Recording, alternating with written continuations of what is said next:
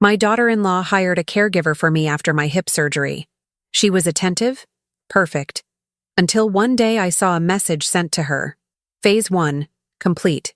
She trusts me completely now. Suddenly, her phone buzzed again, and I panicked when I saw what Phase 2 involved. Don't forget to subscribe to the channel and comment where you're watching from. The morning light filtered through the lace curtains of my bedroom, casting delicate shadows across the mahogany dresser that had belonged to my mother.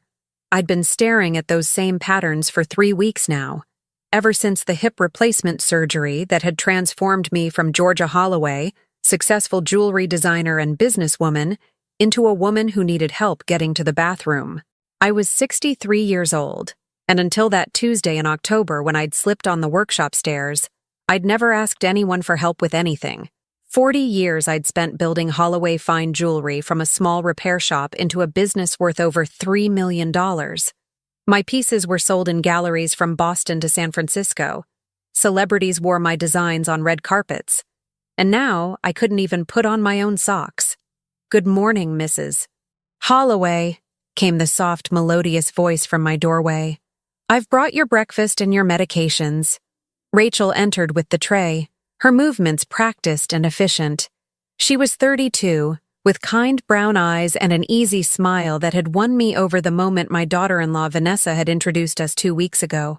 Rachel wore light blue scrubs and kept her dark hair pulled back in a neat ponytail. Everything about her screamed competence and warmth. "You're too good to me," I said, struggling to sit up against the pillows. "Nonsense. That's what I'm here for."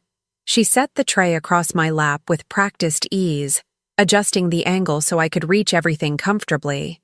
Scrambled eggs, whole wheat toast, fresh fruit, and my pill organizer arranged by time of day. "How's the pain this morning?" "Better?" I lied. The truth was, the pain had been getting worse, but I didn't want to seem weak.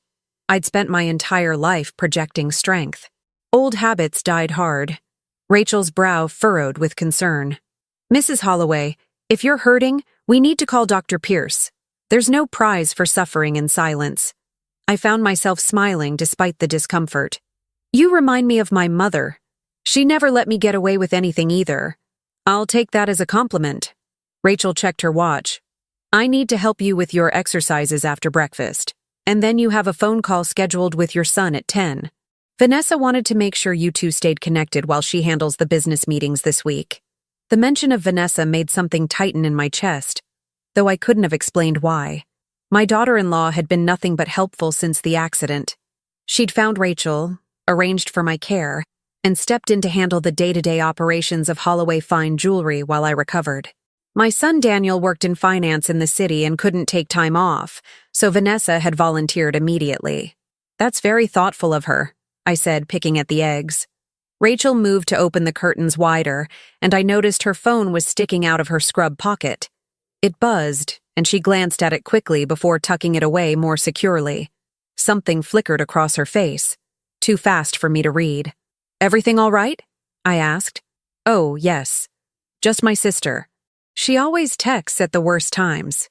Rachel's smile returned, bright and reassuring. "Now, let's get some food in you before those pills, or you'll feel queasy." The morning routine continued as it had for the past 2 weeks. Rachel was patient, thorough, and never made me feel like a burden. She helped me bathe, dressed me in comfortable clothes, and guided me through the physical therapy exercises the hospital had prescribed. By the time Daniel's call came through at 10, I was exhausted but grateful. "Mom, you sound tired," Daniel said, his voice crackling slightly through the phone connection. "Is Rachel taking good care of you?" "She's wonderful," I assured him. "How are things at work?" "Busy. Always busy." He paused. "Vanessa says the business is running smoothly.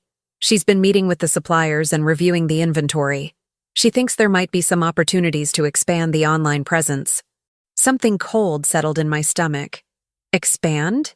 We discussed waiting until I was back on my feet to make any major decisions. "It's nothing major, Mom. Just some preliminary research. You know Vanessa, she's always thinking ahead." Daniel's tone was soothing, almost patronizing. "The important thing is that you focus on getting better. Let us handle the business stuff for now." After we hung up, I sat in the armchair by the window, staring out at the October colors painting the trees in my backyard. The property had been in my family for 3 generations. My grandfather had built the main house in 1923, and I'd converted the old carriage house into my jewelry workshop 30 years ago. Everything I'd built was rooted in this place. Rachel appeared with lunch, and the afternoon passed in a comfortable routine. She read to me from a mystery novel, helped me walk circuits around the first floor using my walker, and prepared a dinner that would have made a chef proud. By 8 o'clock, I was back in bed, my hip aching despite the medication. "I'm going to step out and call my sister back," Rachel said, gathering the dinner dishes. "I'll be right downstairs if you need anything. Just use the bell." She'd given me a small silver bell to ring if I needed help during the night. I hadn't used it yet. Pride, I supposed, or maybe stubbornness. Either way, I nodded and watched her leave, pulling the door almost closed behind her. I must have dozed off because when I opened my eyes, the room was darker, the bedside lamp casting a small pool of warm light. I could hear Rachel's voice drifting up from downstairs, muffled but animated. She must have been on her phone call. I needed to use the bathroom. I hated the thought of ringing the bell, of interrupting her personal time. Carefully, I swung my legs over the side of the bed and reached for the walker. The bathroom was only 10 feet away. I could manage. The walker's wheels squeaked softly on the hardwood floor. Each step sent a spike of discomfort through my hip, but I gritted my teeth and kept moving. I was almost to the bathroom door when I saw it. Rachel's phone, sitting on the dresser where she must have set it down when she was helping me into bed. The screen was lit up with a new message notification. I shouldn't have looked. I knew that. But something made me pause, made me lean closer to read the preview text displayed on the lock screen. The message was from a contact labeled only with a letter. V. Phase 1 complete. She trusts me completely now. My heart began to pound. Phase 1? What did that mean? My hands trembled as I gripped the walker, staring at those words. Before I could process what I was reading, the phone buzzed again. Another message from V. Perfect. Proceed to Phase 2. Start documenting her confusion. Small mistakes, forgotten conversations. We need the medical team to believe the cognitive decline is real. The guardianship hearing is in 6 weeks. Once we have legal control, Daniel will sign the business over. After that, we handle him. The room seemed to tilt. I grabbed the dresser to steady myself, my hips screaming in protest. We handle him. Daniel. My son. The phone buzzed a third time. Remember, no actual medication changes yet, just documentation. I'm meeting with the lawyer tomorrow to finalize the power of attorney paperwork. She has no idea we've been copying her signature from the business documents. By Christmas, Holloway Fine Jewelry will be mine, and Daniel will be out of the picture. His insurance policy is substantial. Make sure she witnesses his accident when the time comes. Elderly people die of shock all the time. My vision blurred.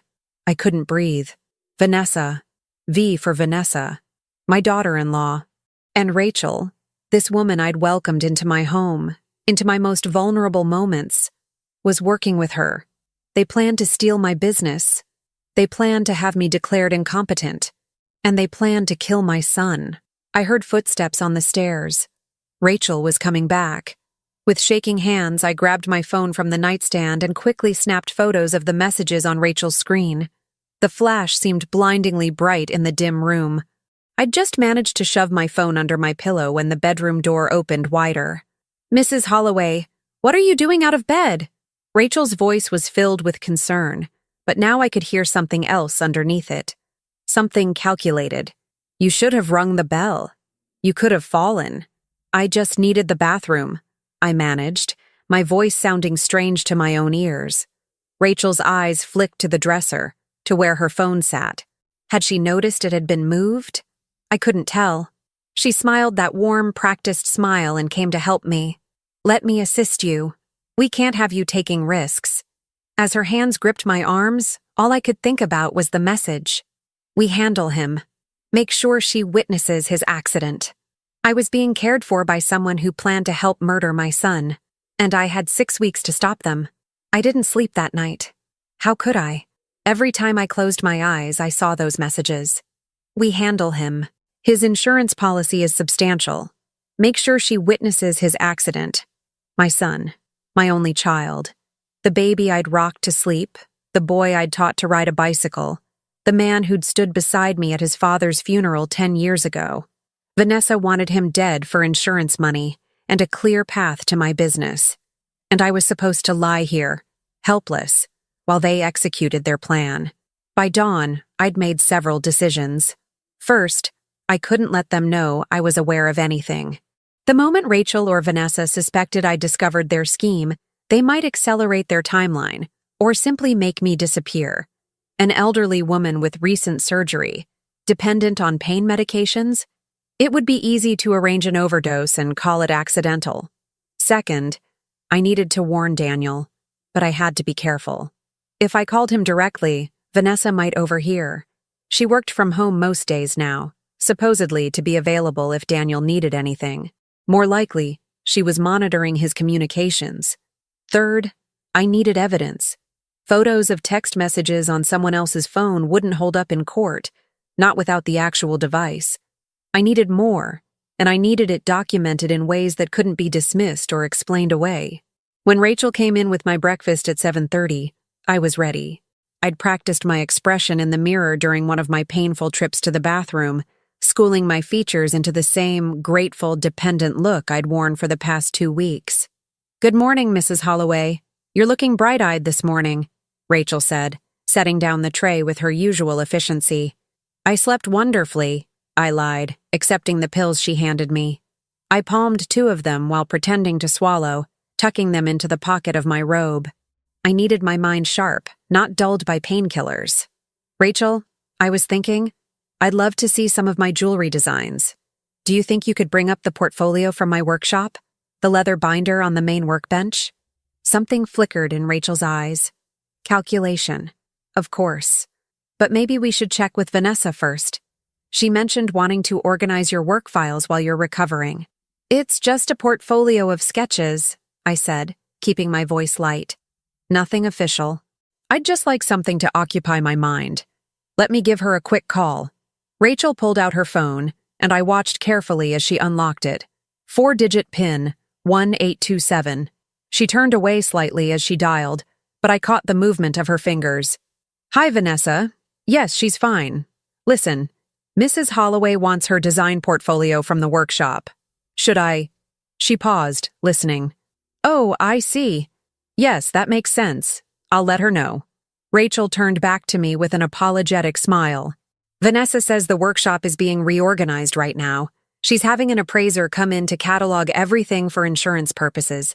She'll bring you some designs herself when she visits this afternoon." My stomach clenched. An appraiser? For insurance purposes? Or was Vanessa already cataloging my life's work for sale? How thoughtful of her, I managed. The morning dragged on.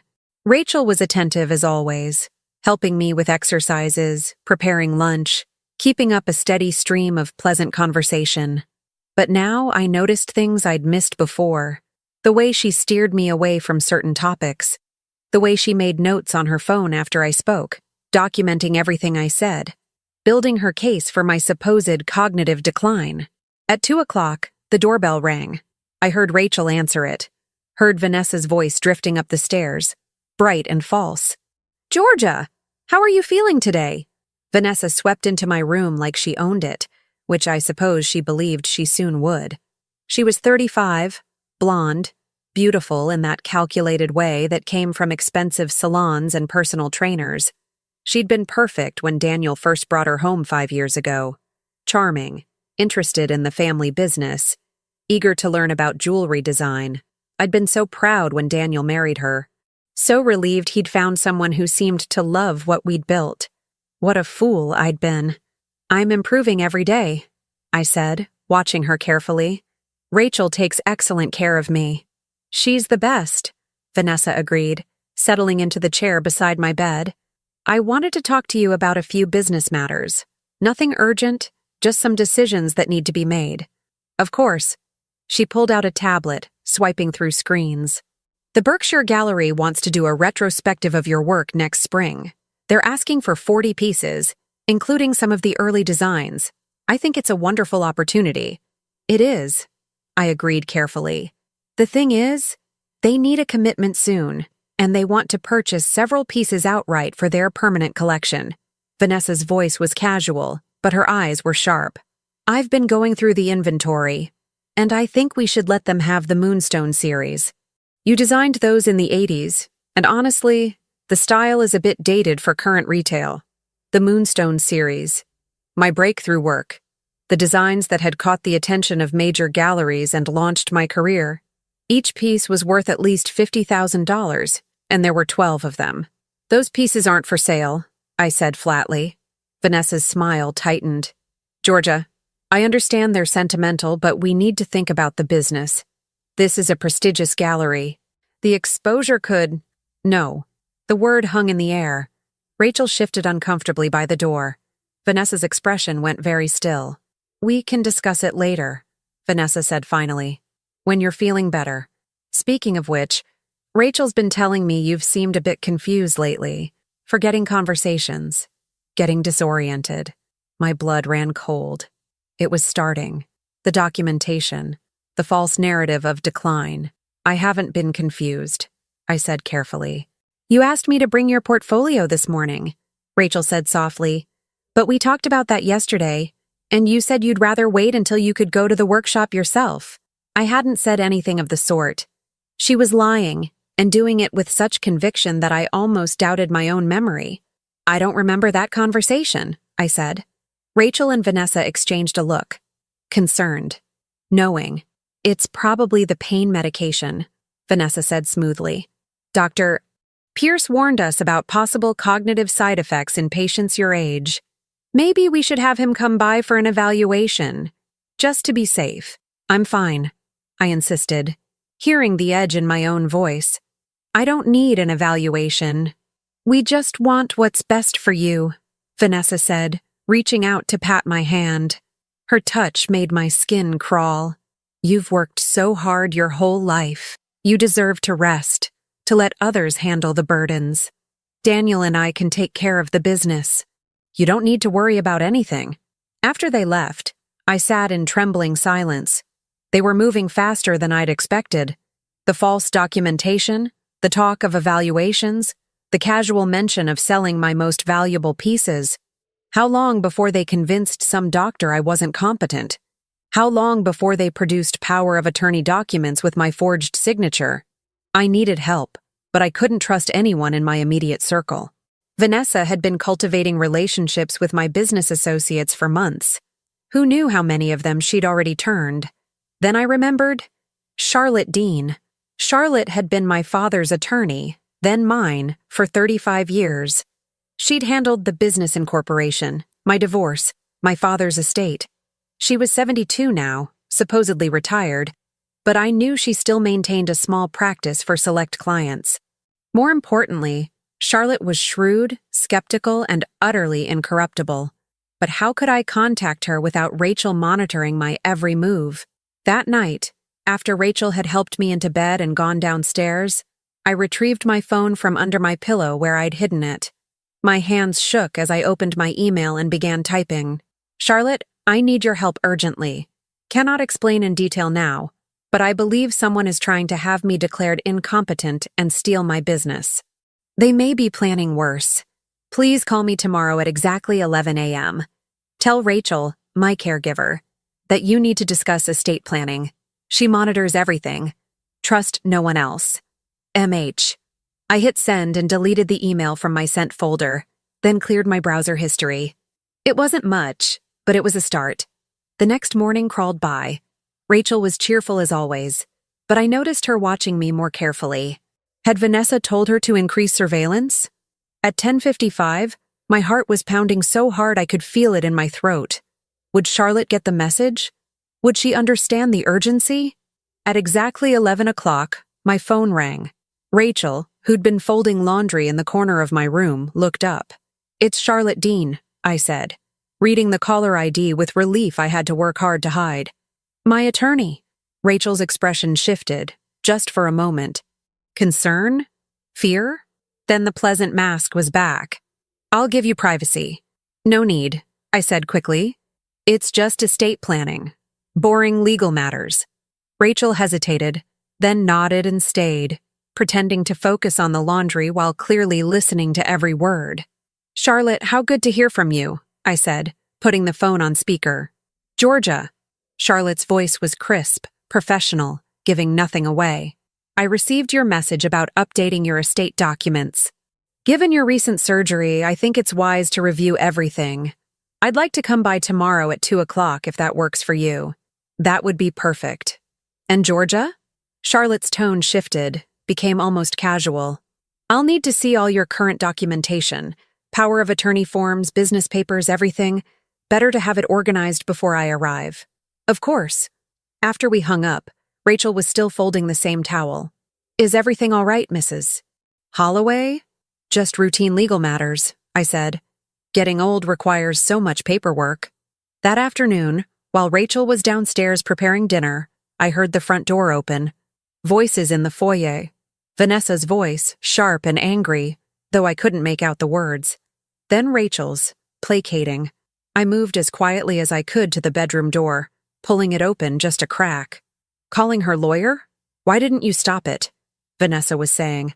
"I was right there. It's just estate planning. If I'd objected, it would have seemed suspicious." "Everything is suspicious now. We're supposed to have her isolated, dependent, not bringing in attorneys. What was I supposed to do? Rip the phone out of her hands?" There was a long pause.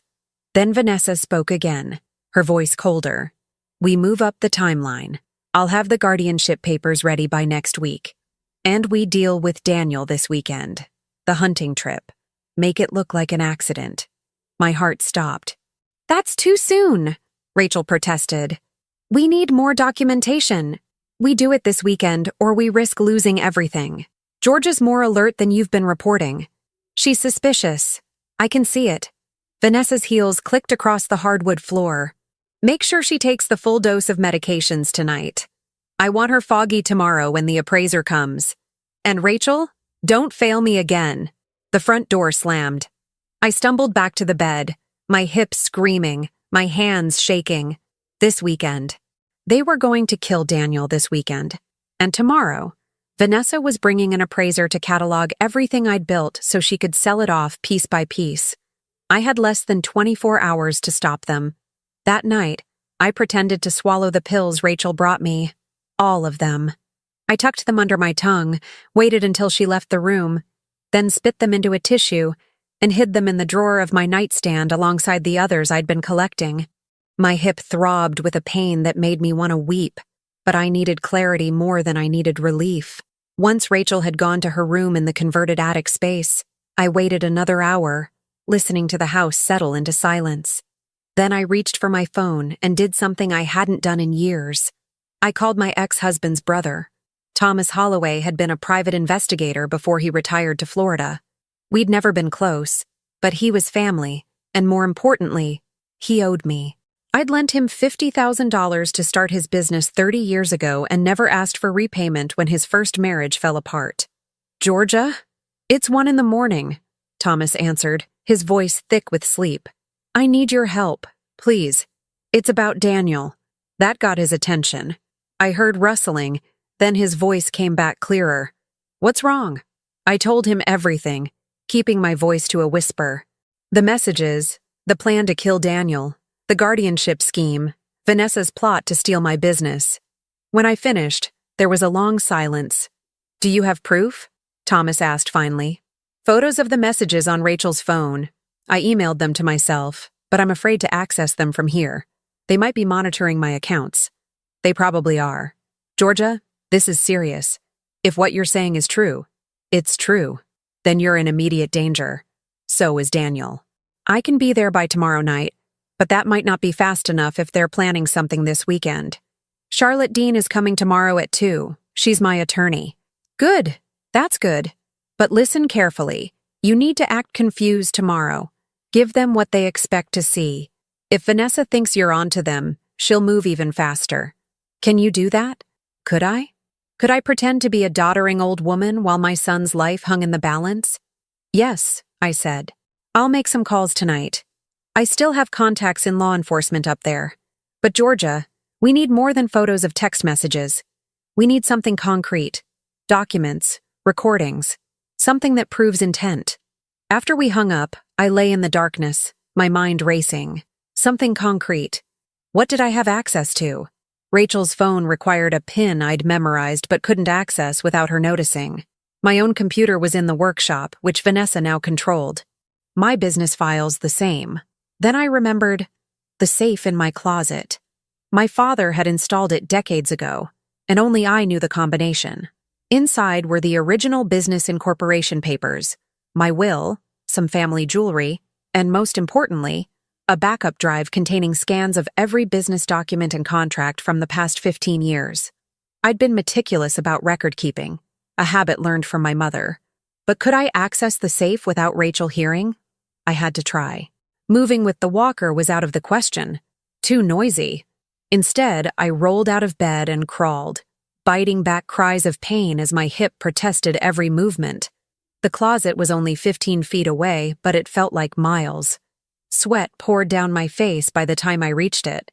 The safe was behind a row of shoeboxes on the floor. I pulled them aside as quietly as possible and spun the dial with shaking fingers. Right 23, left 41, right 17. The lock clicked softly and the door swung open. The backup drive was in a small velvet bag. I grabbed it along with a few other items. My grandmother's diamond brooch, some cash, and a sealed envelope I'd placed there years ago. Inside that envelope was something I'd hoped never to use. Documentation of Vanessa's past. Before Daniel had married her, I'd felt uneasy. Something about Vanessa's story didn't add up. She claimed to be from old money, educated at prestigious schools, but there were gaps in her history she glossed over. So I'd hired an investigator. What he'd found had troubled me, but not enough to justify destroying Daniel's happiness. Vanessa had lied about her background. Her real name was Vanessa Marie Stokes, not Vanessa Hartford as she claimed.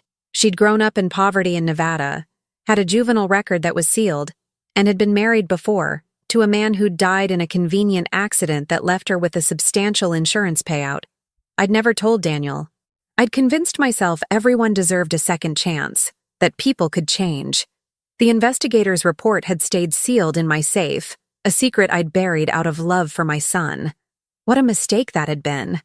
I was halfway back to the bed when I heard footsteps on the stairs. Rachel's footsteps. My heart hammered as I frantically crawled the last few feet and hauled myself onto the mattress. I'd just managed to shove the items under my pillow when my bedroom door opened. Mrs. Holloway? Rachel stood silhouetted in the doorway, backlit by the hall light. I thought I heard something. Just getting water, I managed, gesturing weakly to the glass on my nightstand. I didn't want to bother you. She moved closer, her eyes scanning the room. Did she notice the closet door was slightly ajar? The disturbed shoeboxes? You should have rung the bell, Rachel said, her voice soft but with an edge I hadn't heard before. You could have fallen, injured yourself worse. At your age, another fall could be... She let the sentence hang, and the implied threat was unmistakable. I'll remember that, I said. Rachel lingered for another moment, then nodded. Try to sleep. Tomorrow's a big day with the appraiser coming and your lawyer. You'll need your rest. After she left, I waited a full 30 minutes before retrieving the items from under my pillow. I slipped the backup drive and the investigator's report inside my pillowcase, then hid the brooch and cash in the pocket of a robe hanging in the bathroom. The next morning arrived too quickly. Rachel brought breakfast, all false cheerfulness, and the full dose of medications. I took them with apparent obedience, then vomited them up in the bathroom when she left the room to answer a phone call. My hip was a symphony of agony, but I couldn't afford to be dulled. At 9:30, Vanessa arrived with a thin man in an expensive suit carrying an electronic tablet. He introduced himself as Don Fowler, a certified appraiser from Portland. Georgia, Mr. Fowler is going to catalog your collection, Vanessa said, her voice bright. For insurance purposes, as I mentioned. I'll take him to the workshop while Rachel gets you ready for your lawyer's visit. My keys, I said vaguely, playing the role Thomas had advised. Where did I put my keys? I have a set, remember? Vanessa held up a key ring, and I recognized it as the spare I'd given Daniel years ago. Don't worry about a thing. As Vanessa and the appraiser headed to the workshop, Rachel helped me dress. She chose my clothes carefully. A somewhat dowdy cardigan, comfortable but aging pants, slippers instead of shoes. She was styling me to look diminished, I realized. Feeble. "Let's do your hair," Rachel said, pulling it back into a style that added years to my appearance. Through the window, I could see Vanessa and Mr. Fowler entering my workshop. My life's work, being cataloged for theft. I had to grip the armchair to keep from screaming. At 1:45, Charlotte Dean arrived. I heard her voice in the foyer, crisp and no nonsense, and felt a surge of hope so powerful it nearly undid my careful composure. "Georgia," Charlotte said, entering my bedroom with her worn leather briefcase. She was exactly as I remembered. Sharp gray eyes, steel gray hair in a neat bun, a suit that had been fashionable in 1985 and hadn't changed since. "You're looking well." Rachel hovered by the door. "I'll just be downstairs if you need anything." "Actually," Charlotte said, not looking at her, "attorney-client privilege requires privacy. Close the door on your way out." Rachel's jaw tightened, but she had no choice. The door clicked shut. Charlotte waited a beat, then moved to the window and looked out at the workshop. "That woman with the appraiser. Your daughter-in-law?" "Yes." "She's trouble, Georgia. I can see it from here." Charlotte turned back to me, and her expression was fierce. "Now, tell me everything, and don't leave out a single detail." I told her. Everything. When I reached the part about the plan to kill Daniel, Charlotte's face went pale. "That hunting trip," I said. "It's this weekend." "Saturday morning. Daniel mentioned it last week. Vanessa encouraged him to go, said he needed a break from work stress. I didn't think anything of it then." Charlotte pulled out her phone. "I'm calling the police." "No." I grabbed her arm. "Thomas Holloway is already working on that. He has contacts who will take this seriously. But if we call the local police now, Vanessa has connections. She's been cultivating the sheriff, bringing him coffee, being helpful. He might warn her." Charlotte's expression said she didn't like it, but she understood. "What do you need from me?" "I need documents notarized. New power of attorney forms, explicitly revoking any previous versions. A new will. Everything dated and witnessed today, making it impossible for them to claim I'm incompetent. Consider it done.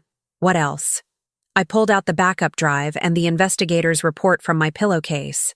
"These need to be somewhere safe. Copies made. If something happens to me—" "Nothing is going to happen to you," Charlotte said firmly. She took the items and placed them in her briefcase. "I'll have everything documented, copied, and filed with 3 different attorneys by tonight. But Georgia, we're running out of time. If they're planning something for Saturday—" "I know. There's something else you should know," Charlotte said quietly. "I did some digging after your email last night. Your business accounts have been accessed multiple times in the past month. Small transfers, nothing large enough to trigger automatic alerts. But altogether about $200,000 has been moved into offshore accounts. The signatures on the transfer authorizations have your name, but I'd bet my license they're forgeries. $200,000. Already stolen, and that was just the beginning. Can we stop them?" I asked. "We can try. I'm filing emergency injunctions this afternoon. But Georgia, the guardianship hearing is scheduled for next Friday. I checked the court records. The paperwork was filed 3 weeks ago." 3 weeks?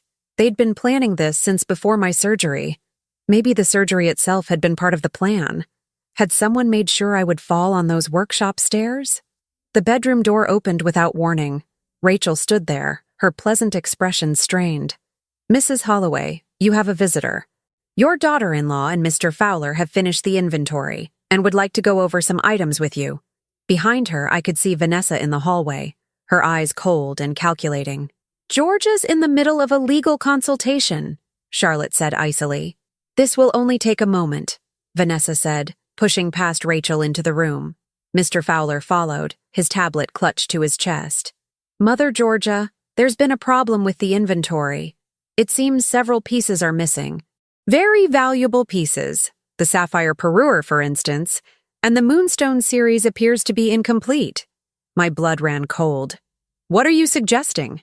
"I'm not suggesting anything," Vanessa said, her voice sweet as poison. "I'm simply noting discrepancies. Rachel, you've been here with Mrs. Holloway constantly. Have you noticed her being confused about her jewelry? Perhaps moving pieces and forgetting where she put them?" Rachel's eyes met mine, and in them I saw the trap closing. "Well, there have been a few instances. She's asked for items and then insisted she never asked. And yesterday, she couldn't remember where she'd put her keys."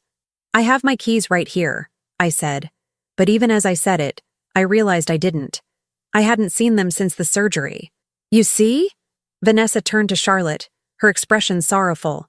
"This is exactly what we've been worried about. Memory issues, confusion, now valuable pieces missing. We obviously need to take steps to protect Georgia from herself before something worse happens." Charlotte stood. "This meeting is over. I need to speak with the sheriff about these allegations." "Oh, I already called him," Vanessa said, smiling. "He's on his way. Poor Georgia. Losing track of millions of dollars in jewelry. At her age, with her confusion, clearly she needs proper supervision." Through the window, I saw a police car pulling into the driveway. And I realized with horrifying clarity, Vanessa hadn't just been planning to steal my business and kill my son. She'd been building an airtight case to have me committed. Sheriff Tom Bradley was a man I'd known for 15 years. He'd been a customer at my jewelry store, buying anniversary gifts for his wife. I'd donated to his re-election campaigns. When he walked into my bedroom with his deputy, I saw something in his face that made my stomach drop. Pity. He saw me as a victim, an elderly woman losing her grip on reality. "Mrs. Holloway," he said gently, removing his hat. "I understand there's been some concern about missing property." "There's no missing property," I said firmly, but I heard how my voice trembled with pain and exhaustion. I sounded exactly like what Vanessa wanted them to see. Confused, fragile, unreliable. "Georgia has been under significant stress," Vanessa said, her hand on the sheriff's arm in a gesture that was almost proprietary. "The surgery, the medications. Rachel has been wonderful, but there's only so much a caregiver can do when someone is experiencing cognitive decline." "I am not experiencing cognitive decline," I snapped. Charlotte stepped forward. "Sheriff Bradley, I'm Charlotte Dean, Mrs. Holloway's attorney. These allegations are completely unfounded. This is a transparent attempt to—" "Ms. Dean," the sheriff interrupted, his voice still gentle but firm. "With all due respect, we have documentation here from a certified appraiser that Mrs. Holloway's own inventory records show pieces that cannot be located. We're talking about items worth potentially hundreds of thousands of dollars." Mr. Fowler held up his tablet. "The sapphire parure alone is valued at $350,000. According to Mrs. Holloway's insurance records, it should be in the workshop safe. It's not there. Because I'd moved it to my bedroom safe 6 months ago after installing a new alarm system in the workshop. I'd documented the transfer in my personal files, but those files were on my computer in the workshop, which Vanessa now controlled. I moved those pieces," I said. "They're in my bedroom safe." Vanessa's eyes gleamed. "Mother Georgia, we checked your bedroom safe this morning, while you were sleeping. We were concerned about security. The safe was empty except for some old documents and cash. No, that was impossible. I'd opened that safe last night. The jewelry had been—" And then I understood. Rachel. She must have heard me after all.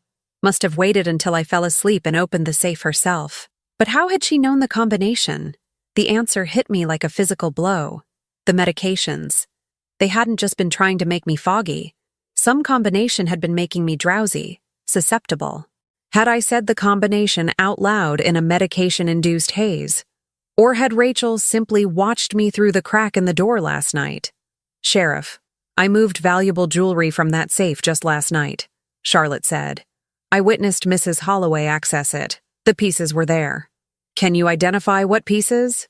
the sheriff asked. Charlotte hesitated. She hadn't actually seen inside the safe.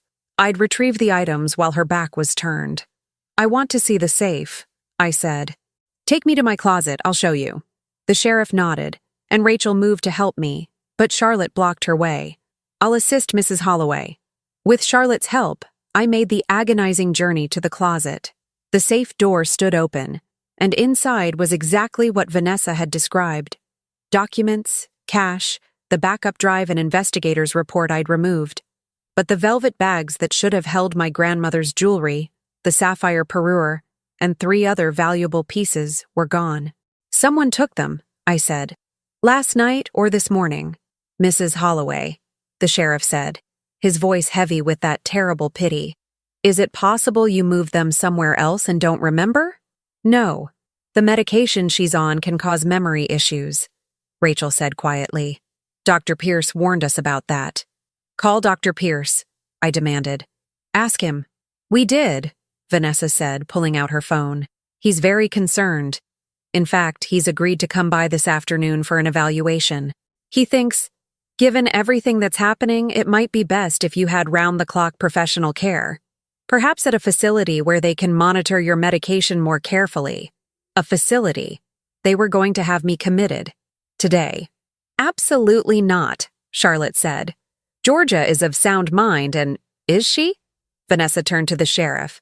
Tom, you've known my mother-in-law for years. Doesn't this seem like someone who needs help? First she can't find her keys, then she forgets conversations. Now valuable jewelry is missing and she has no idea where it is. What if she gave it to someone and doesn't remember? What if it was stolen and she didn't notice? The sheriff shifted uncomfortably. Mrs. Holloway, maybe having a doctor evaluate you isn't such a bad idea, just to be safe. I'm being framed, I said, and heard how desperate, how paranoid the words sounded. Vanessa is trying to steal my business. She's planning to kill my son.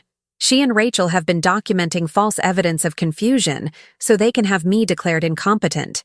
The silence that followed was deafening. Georgia, Vanessa said softly, tears actually welling in her eyes. I know you're scared and confused, but these accusations. Daniel and I love you. We're trying to help you.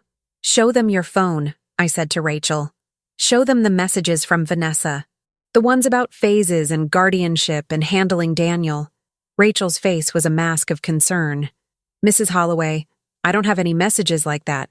I think the stress and medications are making you imagine things that aren't there. I have photos, I said. On my phone. I took pictures of the messages. I grabbed my phone from the nightstand, my hands shaking as I opened the photo app. The photos I'd taken 2 nights ago should have been right there, time-stamped and clear. They were gone. Let me see, Charlotte said, taking the phone. She checked the recently deleted folder, the cloud backup, everything. Georgia, there's nothing here. She deleted them, I said. Rachel must have deleted them when I was asleep. Mrs. Holloway, I would never go through your personal phone, Rachel said, and she sounded so sincere, so hurt by the accusation. Sheriff, this is exactly what we've been worried about. These paranoid delusions, the accusations against family members who are trying to help. The deputy was taking notes. The sheriff looked at me with growing concern, and Vanessa stood there with tears on her perfectly made-up face. The picture of a devoted daughter-in-law dealing with a deteriorating elderly relative. I was losing. Despite knowing the truth, despite having Charlotte as a witness, I was losing. Sheriff Bradley, Charlotte said, her voice sharp. I'd like you to know that I've filed emergency injunctions this afternoon to freeze all of Mrs. Holloway's business accounts. I've also documented transfers of over $200,000 made without her knowledge or consent. If you're looking for theft, I suggest you start there. The sheriff's expression shifted. What transfers? Forgeries, Charlotte said. I have documentation that Mrs. Holloway's signature was used without authorization to move funds into offshore accounts. I'll be filing criminal complaints by end of business today. Vanessa's mask slipped, just for a second. Those transfers were authorized. Georgia signed the papers herself. She's done it before, moving money around for tax purposes.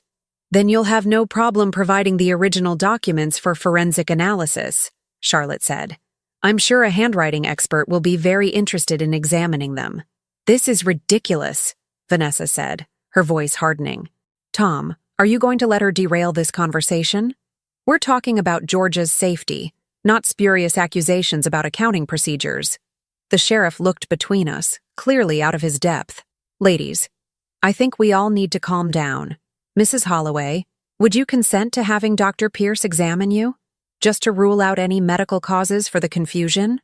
If he examines me, he'll declare me incompetent based on false information Vanessa and Rachel have been feeding him, I said. That's the whole plan. Georgia, please, the sheriff said. Let's not make this harder than it needs to be. I saw it then, in his eyes. He'd already decided. Vanessa had gotten to him first, spent weeks or months building rapport, establishing credibility, and I was just an elderly woman making wild accusations about conspiracy and murder. I want everyone out of my house, I said. Except Charlotte. Right now. Mrs. Holloway, I don't think that's wise, Rachel said.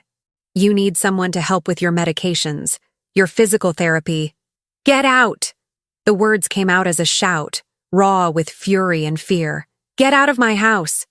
Georgia, you're not well, Vanessa said. We can't leave you alone when you're like this. What if you fall? What if you hurt yourself?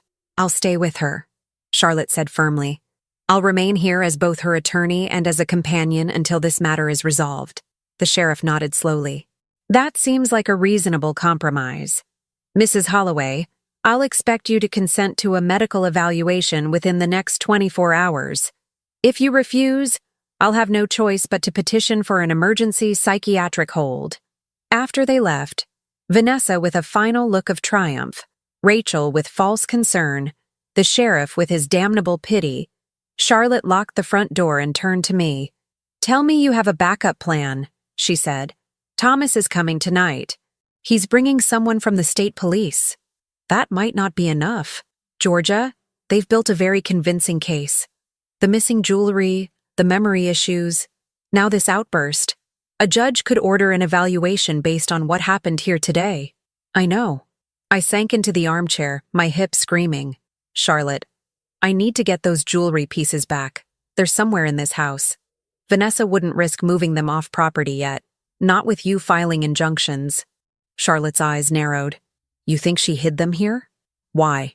Because if they turn up after I'm committed, it will prove I was confused, that I hid them myself and forgot. It completes the narrative. I looked at my longtime friend and attorney. We need to search this house. Every room, every hiding place, before Dr. Pierce arrives tomorrow. Georgia, you can barely walk. Then you'll have to search while I direct you. Charlotte pulled out her phone. I'm calling my assistant. And my nephew. We'll need help. While she made calls, I sat in the gathering darkness and thought about all the ways this could still go wrong. Daniel was still in danger. The hunting trip was in 2 days. Vanessa could accelerate her plans at any moment. And I was trapped in this house, in this failing body, racing against a clock I couldn't see. My phone buzzed. A text from an unknown number. Stop fighting this. You're only making it worse for yourself. Daniel's trip has been moved up to tomorrow morning. 6 a.m. departure. Give me the business or watch your son die. Your choice. V. My hand shook as I showed the message to Charlotte. That's it, Charlotte said. That's a direct threat. We're calling the police. She'll deny it. Say it's from a spoofed number or that I sent it to myself to support my delusions. Georgia, we have until 6 a.m. tomorrow to find evidence that will stick. Real evidence, not accusations or deleted photos. I met Charlotte's eyes. Can your nephew be here within the hour? Yes. Then we start searching. And Charlotte, call Thomas. Tell him if he has any police contacts who actually care about justice, we need them here tonight. Because if we don't find something concrete in the next 12 hours, my son is going to die. The grandfather clock in the hallway chimed 7 times. 11 hours until Daniel was supposed to leave for his hunting trip. 11 hours until Vanessa arranged his accident. Somewhere in this house was the evidence we needed, and I would tear the place apart, even if I had to crawl through every room myself to find it. Charlotte's nephew arrived first. James Dean was 40, a criminal defense attorney from Portland, and he took one look at me and then at his aunt before rolling up his sleeves. Tell me what we're looking for, he said. Jewelry, velvet bags, probably hidden somewhere accessible but not obvious. Rachel would have needed to move quickly, and she wouldn't risk the outdoor buildings in case someone saw her. The attic, Charlotte said suddenly. Where Rachel sleeps. If she took them last night, that's where they'd be. But a search of Rachel's room revealed nothing. Her belongings were sparse, almost aggressively normal. Clothes, toiletries, a few books. Her laptop password protected. No jewelry, no evidence of anything suspicious. She's too smart to keep them in her room, James said, pulling books off the shelf and checking behind them. What about air vents, loose floorboards? We checked everything. Nothing. By 8:30, Thomas arrived with a woman he introduced as Detective Linda Martinez from the state police. She was in her 50s, sharp-eyed, and she listened to my story without interruption. The problem is evidence, she said when I finished. Everything you've described could be explained away as the confusion of someone on heavy pain medication. The deleted photos, the missing jewelry, even the text message could be dismissed as fabricated. So we're looking for something irrefutable, Thomas said. Documents, recordings, financial records. The laptop, I said suddenly. Rachel's laptop. If she's been documenting false evidence of my confusion, if she and Vanessa have been communicating about the plan, it would be there. We can't access it without a warrant, Detective Martinez said, and I can't get a warrant based on accusations alone. I can access it, James said quietly. Everyone turned to look at him. Hypothetically speaking, if someone were to, say, accidentally spill coffee on a laptop left open and unattended, and if that someone happened to see incriminating evidence on the screen before the owner returned, that evidence might be sufficient to justify further investigation. Charlotte gave her nephew a long look. James, I'm just thinking out loud, Aunt Charlotte. We went back to searching. The basement, the kitchen, the dining room. Charlotte's assistant arrived at 9 and joined the hunt. By 10 o'clock, we'd found nothing, and my hope was beginning to fray. Then I remembered something Rachel had said during my first week of recovery. I love old houses. So many interesting architectural details. Secret spaces. Secret spaces. The workshop, I said. There's a hidden compartment in the workbench. My father built it to hide jewelry while he worked on repairs. Only family knows about it. But you said Vanessa controls the workshop now, Charlotte said. She does, which makes it the perfect place to hide something. She could claim I put the jewelry there myself and forgot. We made our way to the workshop. A slow procession with me on the walker and Thomas supporting me. The building smelled of metal polish and the lavender oil I used to clean silver. Everything looked undisturbed, exactly as I'd left it before my surgery. The workbench dominated the center of the room. I directed Thomas to the hidden compartment, a false bottom in the third drawer, released by pressing 2 specific points simultaneously. The drawer slid open. Inside were the velvet bags. Don't touch them, Detective Martinez said sharply. If this is a setup, we need to preserve any evidence. Fingerprints, DNA. She pulled on latex gloves and carefully removed the bags, photographing everything. Inside were my grandmother's pieces, the sapphire parure, all exactly as they should be. This proves nothing except that they're here, James said. Vanessa will say you put them here yourself. Unless, Detective Martinez said slowly, we can prove when they were placed here. Mrs. Holloway, when did you last access this compartment? 6 months ago, when I moved pieces to my bedroom safe. I documented it in my computer files. The computer in here? She gestured to my laptop on the desk. Yes, but Vanessa has access to this building. She could have deleted the files. Detective Martinez opened the laptop. It wasn't password protected. I'd never needed security in my own workspace. She navigated to my files, but my stomach sank when she pulled up the inventory documents. The entry about moving the jewelry was gone. Wait, James said, leaning over her shoulder. Check the file properties. When was it last modified? Detective Martinez clicked through screens. Last modified yesterday at 2 p.m. Yesterday, when Vanessa had been in the workshop with the appraiser. She'd deleted the evidence while pretending to conduct an inventory. That's digital tampering, Thomas said. That's a crime. It's a start, Detective Martinez agreed. But it's still not enough. We need something that directly implicates them in the conspiracy. My phone rang. Daniel's number.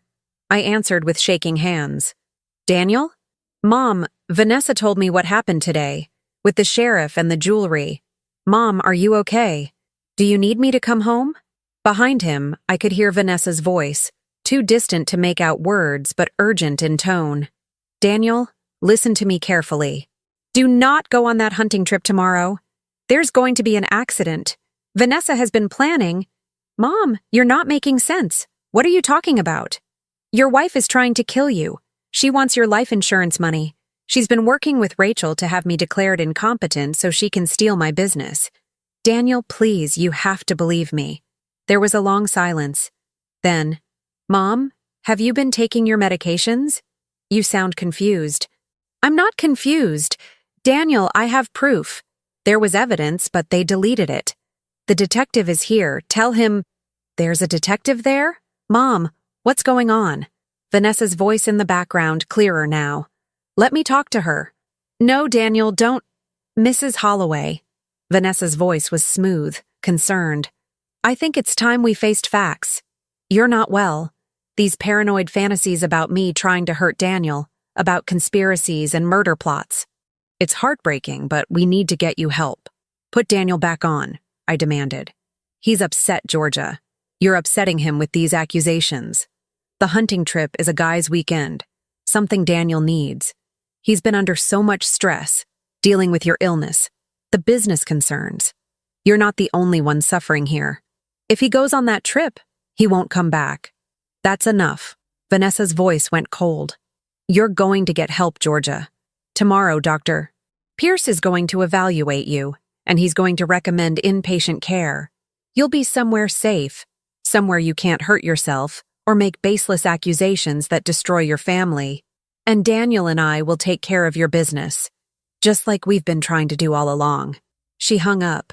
I stood there, phone in hand, and felt the last of my options slipping away. Daniel didn't believe me. He thought I was sick, confused, paranoid. "We have to stop him from going," I said. "Physically prevent him if necessary." "On what grounds?" Detective Martinez asked. "Mrs. Holloway, I believe you. But belief isn't evidence. If I try to stop your son from going on a legal hunting trip based on your claims, I'll be overstepping my authority. Vanessa could have me brought up on harassment charges. So we just let him go? Let him walk into a trap?" "No," Thomas said. "We follow him." "Detective, if we have reason to believe a crime is going to be attempted, can you provide surveillance?" "Unofficially, maybe. But I'll need something more than what we have. Some proof that there's an actual threat." Charlotte had been quiet, thinking. Now she spoke up. "Rachel's laptop. We need what's on it." "Without a warrant," Detective Martinez began. "What if Rachel voluntarily showed us?" Charlotte interrupted. "What if she thought Georgia was finally giving up, finally agreeing to go into care? She might let her guard down." "That's a tremendous risk," Thomas said. "If she suspects a trap." "She won't," I said, understanding dawning. "Because I'm going to call her right now and tell her I surrender." I pulled out my phone and dialed Rachel's number. She answered on the second ring. "Mrs. Holloway? Is everything all right?" "No," I said, and I didn't have to fake the exhaustion in my voice. "No, Rachel, everything is not all right. I need you to come back. I need help with my medications. I'm in so much pain. And I think maybe everyone is right. Maybe I am confused." A pause. Then, "Of course, Mrs. Holloway. I'll be right there. 20 minutes. After I hung up, Detective Martinez looked at me with something like respect. That was good. Convincing. "It's not entirely an act," I admitted. "I am exhausted. I am in pain. But I'm not confused and I'm not giving up." We set the stage carefully. Charlotte, James, and the detective hid in my bedroom. Thomas stayed in the workshop with the lights off. I sat in my armchair in the living room, the picture of defeated resignation. Rachel arrived exactly 20 minutes later, letting herself in with her key. She found me where I'd positioned myself, slumped in the chair, my walker nearby. "Oh, Mrs. Holloway," she said, all concern. "Let me help you upstairs. We'll get you comfortable, give you your proper medications." "I just want to sleep," I said. "I'm so tired of fighting." "I know. It's been hard on you, but you'll feel better once you're getting proper care." Dr. Pierce is going to help you tomorrow. She helped me stand, supporting most of my weight. We made our way slowly up the stairs. In my bedroom, she settled me into bed with practiced efficiency. Rachel, I said, as she prepared my medications, can I ask you something? Of course. Why? Why did you agree to this? Vanessa is paying you, obviously, but to help her murder someone? Rachel's hand stilled over the pill organizer. For a moment, I thought I'd miscalculated, pushed too hard. Then she smiled, and it was nothing like the warm expression I'd seen for 2 weeks. You really want to know, because you were easy, so trusting, so grateful for the help. Women like you always are. You spend your whole life being strong and independent, and the moment you need assistance, you fall apart. You become vulnerable. So this is about power?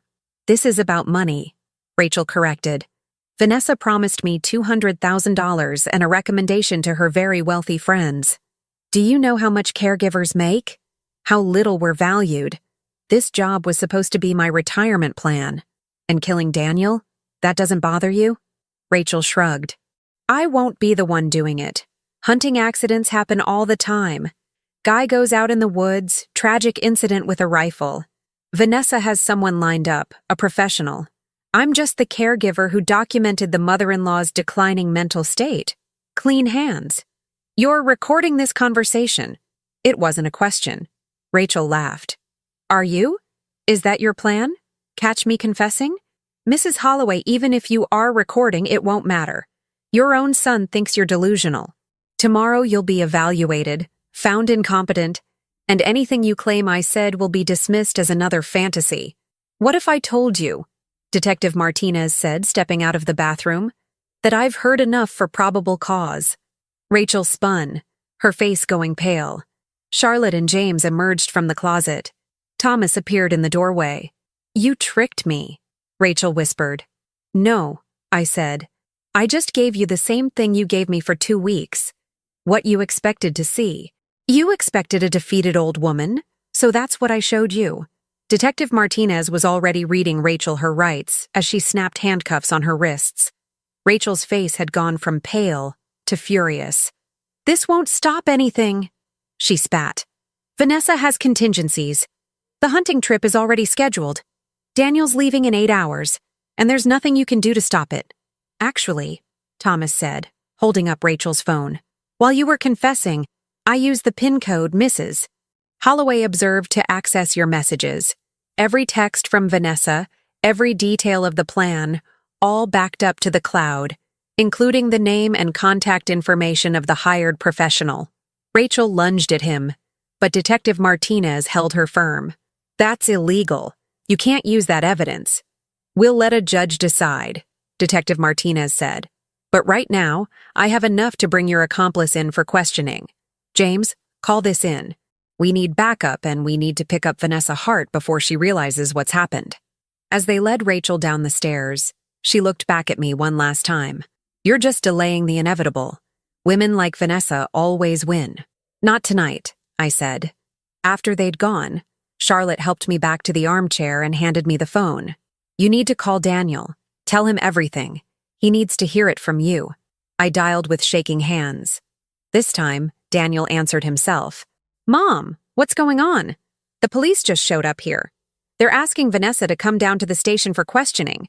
She's saying there's been some huge misunderstanding. Daniel, stop. Listen to me. Everything I told you earlier is true. Every word. And finally, with the evidence secured and his wife being read her rights in the background, my son believed me. The next 72 hours blurred together in a cascade of police interviews, legal proceedings, and family reckonings that left me more exhausted than the hip surgery ever had. Vanessa was arrested at 11 p.m. that night. Detective Martinez told me later that she'd tried to run, actually made it to her car with a bag of cash and a fake passport before they stopped her. The woman who'd cried so convincingly in my bedroom, who'd played the devoted daughter-in-law for 5 years, had her escape planned down to the last detail. The hired professional, a man named Don Fowler who'd posed as the appraiser, was picked up at a motel outside the city. In his room, police found a hunting rifle with the serial numbers filed off, detailed maps of the area where Daniel's trip was planned, and $50,000 in cash. He was already cooperating with prosecutors, offering testimony in exchange for a reduced sentence. The depth of the conspiracy stunned even Detective Martinez. Vanessa had been planning this for over a year, since my husband's insurance policy had paid out, and she'd realized the real money was in my business. She'd researched guardianship laws, consulted with unethical attorneys, and carefully built relationships with people she thought could be useful. The sheriff, Dr. Pierce's office manager, even the clerk at the courthouse who'd fast-tracked her guardianship filing. She was thorough, Detective Martinez told me on the third day, sitting in my living room with her notes spread across the coffee table. If you hadn't found those messages, if you hadn't been as sharp as you are, this would have worked. Daniel would be dead. You'd be in a care facility, and she'd own everything. But I did find them, I said, and I'm still here. Daniel came by every day, and each visit was harder than police questioning. My son looked like he'd aged a decade. The man he'd shared a bed with, planned a future with, had wanted him dead for insurance money. How did I not see it? He asked on the fourth day, sitting in the chair Vanessa had occupied when she'd tried to manipulate the sheriff. 5 years, Mom. 5 years I was married to her, and I never suspected. She was good at hiding it, I said gently.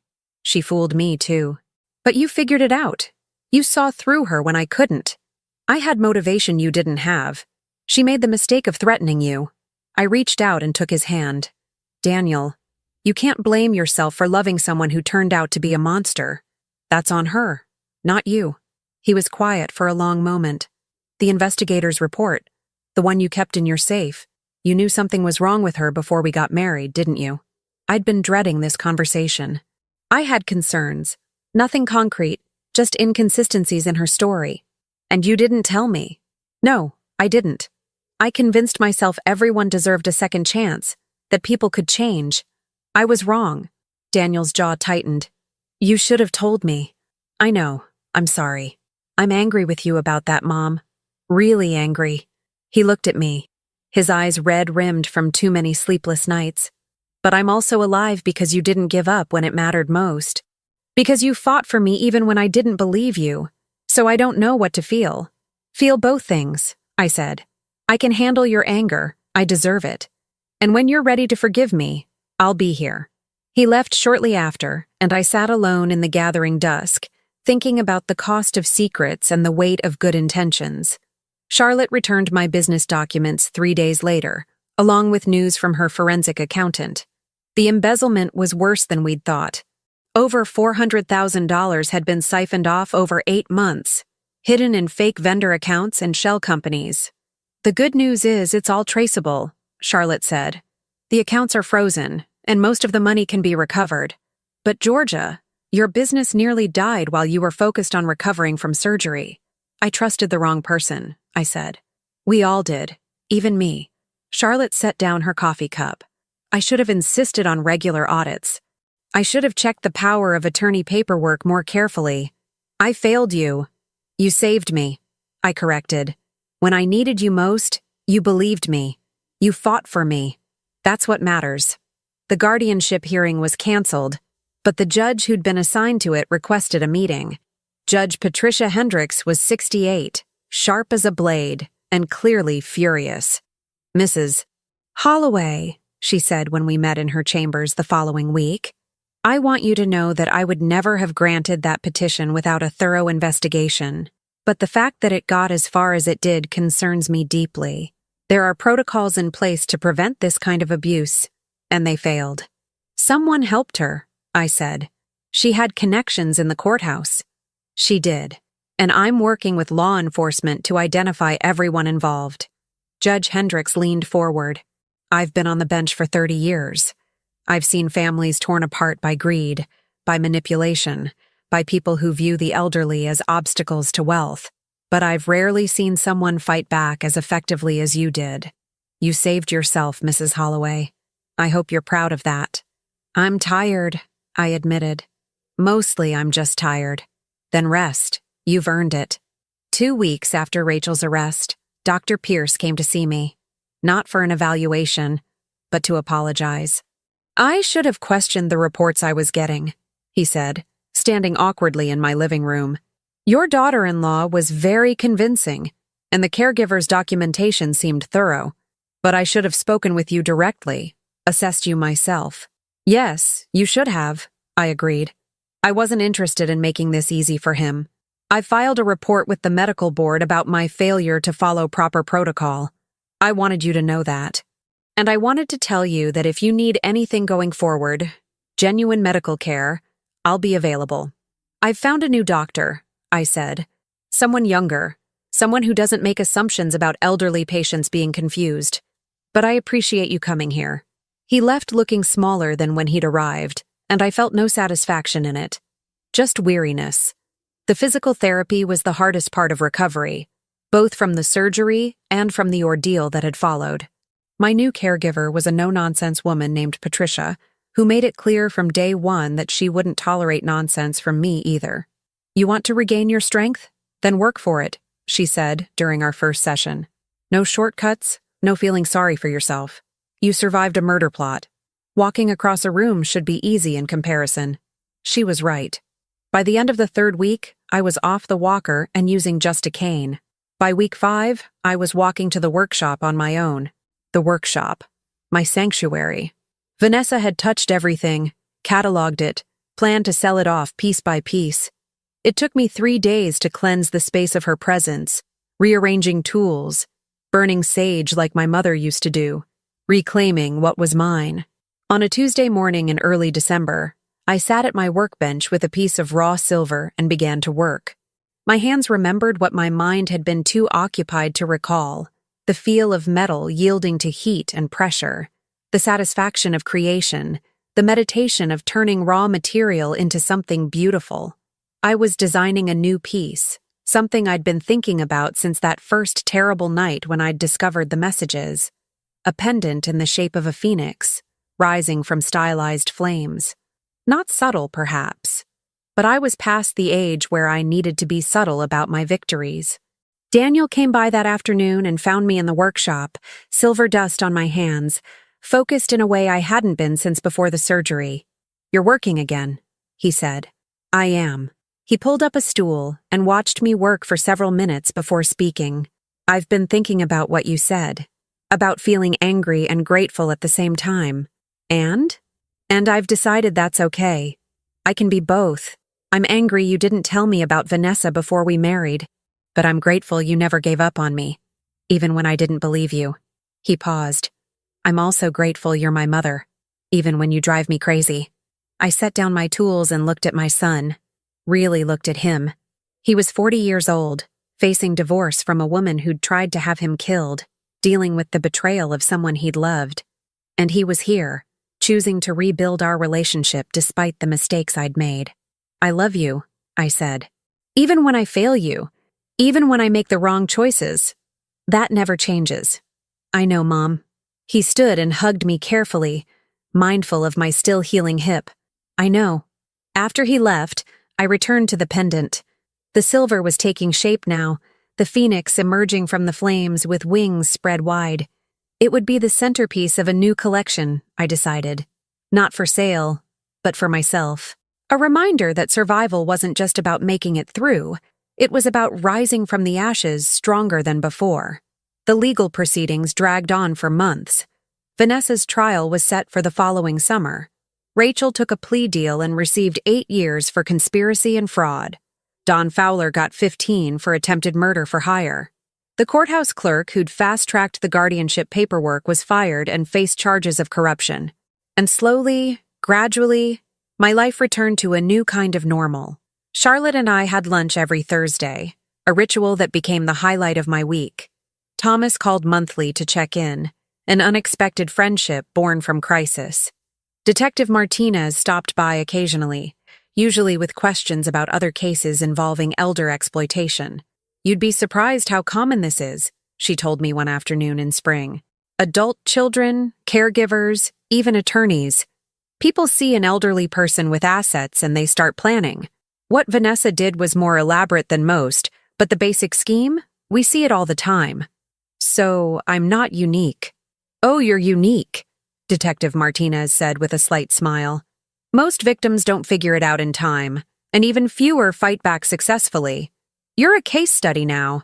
I use your story when I train officers on elder abuse recognition. I didn't know how I felt about being a case study, but if it helped protect someone else, I supposed that was worth something. By summer, I'd fully regained my mobility. The hip replacement had healed perfectly, and I was walking 2 miles a day around my property. The workshop was humming again with new designs, and I'd hired an assistant, a young woman named Sophie who was brilliant with metalwork and had impeccable references that Charlotte personally verified. The Moonstone series, recovered from the workshop and restored to my bedroom safe, became the centerpiece of a gallery exhibition in August. The show was titled Resilience, and it featured 40 years of my work alongside new pieces inspired by everything I'd survived. At the opening, surrounded by collectors and journalists and people who wanted to hear the story behind the jewelry, I found myself thinking about that night I'd discovered the messages. How terrified I'd been, how powerless I'd felt, and how wrong I'd been about my own strength. "Mrs. Holloway," a young reporter approached with a notebook. "Can I ask you a few questions about your experience? I'm writing a piece about elder abuse and how you fought back." "Of course," I said. "What would you say to other elderly people who find themselves in situations like yours?" I thought about it for a moment. I'd say that age doesn't mean powerlessness. Yes, my body was limited by injury and surgery, but my mind was sharp, my instincts were sound, and I had decades of experience reading people and situations. Vanessa made the mistake of assuming that because I needed help walking, I was helpless in every way. She confused vulnerability with weakness. And they're not the same thing? Not at all. Vulnerability is just being human. We all need help sometimes. But weakness? That's giving up when it matters most. I couldn't give up because my son's life depended on me staying strong. I gestured around the gallery. This is what 63 years of living looks like. Experience, wisdom, resilience. Those aren't things you lose with age. If anything, they get stronger. The reporter scribbled notes. "What happened to your daughter-in-law?" "She's awaiting trial. I imagine she'll spend considerable time in prison thinking about the choices she made." "Do you hate her?" I considered the question carefully. "No. Hate requires energy I don't want to spend on her. What I feel is something closer to pity.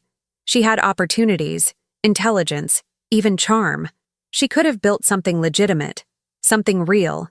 Instead, she chose manipulation and murder. That's not hatred, I feel. It's disappointment in wasted potential." "And your son? How is he?" "Healing," I said. "Like me. Like all of us. It takes time to recover from betrayal, but time is something we both have now." That evening, after the gallery closed and the crowds dispersed, I stood alone among my life's work and felt a peace I hadn't experienced in years. The property that had been in my family for generations was secure. My business was thriving again. My son was safe and slowly learning to trust again. I'd won. Not through violence or revenge, but through patience, intelligence, and the quiet determination that comes from knowing exactly who you are and what you're capable of. The house, when I returned to it that night, felt different. Lighter somehow. The shadows that Vanessa and Rachel had cast were gone, replaced by the simple comfort of a home that was truly mine again. I made tea and sat on the back porch, watching the sun set over the workshop where I'd built my legacy. Tomorrow I'd start a new design. Something bold. Something that celebrated not just survival, but triumph. Because that's what this was, I realized. Not just surviving a conspiracy, but triumphing over people who'd underestimated me because of my age. Who'd seen a 63-year-old woman recovering from surgery and assumed she'd be easy to control. They'd learned differently. And in learning, they'd taught me something too. That the wisdom earned through decades of living, the patience developed through years of building a business, the quiet strength that comes from raising a child and burying a spouse and rebuilding after loss, those things weren't diminished by age. They were my greatest weapons.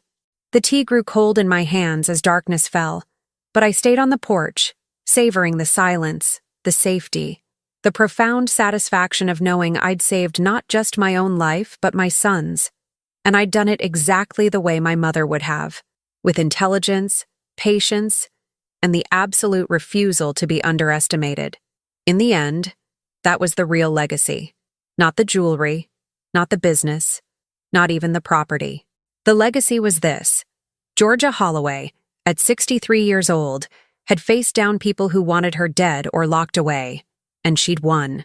Not in spite of her age, but because of it. Now tell me, what would you have done if you were in my place? Let me know in the comments. Thank you for watching, and don't forget to check out the video on your screen right now. I'm sure it will surprise you.